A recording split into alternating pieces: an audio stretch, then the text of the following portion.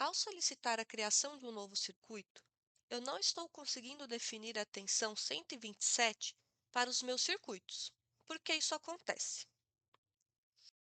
Bom, a tensão que será disponibilizada primeiro dependerá do esquema selecionado. Nesse caso, para o esquema fase mais neutro, a tensão está sendo 220 volts. Caso você deseje que o esquema fase mais neutro seja a tensão 127, primeiro é necessário configurar o quadro de distribuição para que ele seja 220/127. Assim, os circuitos que forem fase neutro serão 127. Então, vou dar OK. E aqui a gente vai nas propriedades do quadro de distribuição que alimenta esse circuito.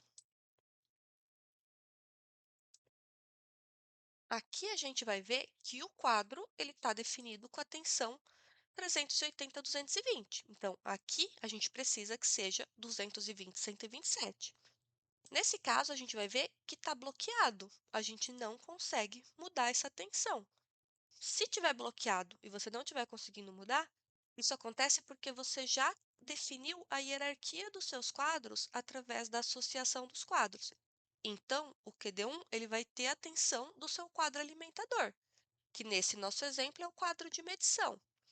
E o quadro de medição está sendo alimentado pelo alimentador predial. Então, seguindo a hierarquia, a gente primeiro precisa mexer no quadro principal do projeto, que nesse meu exemplo é o alimentador. Então, eu vou vir aqui no alimentador e vou mudar a tensão para 220/127. Com isso, tudo que já está associado a esse quadro automaticamente também terá a tensão alterada. Se a gente voltar aqui no circuito 1, por exemplo, a gente vai ver que ele já passou automaticamente para 127. E aí, tinha alguma dúvida na configuração das tensões dos teus quadros e circuitos?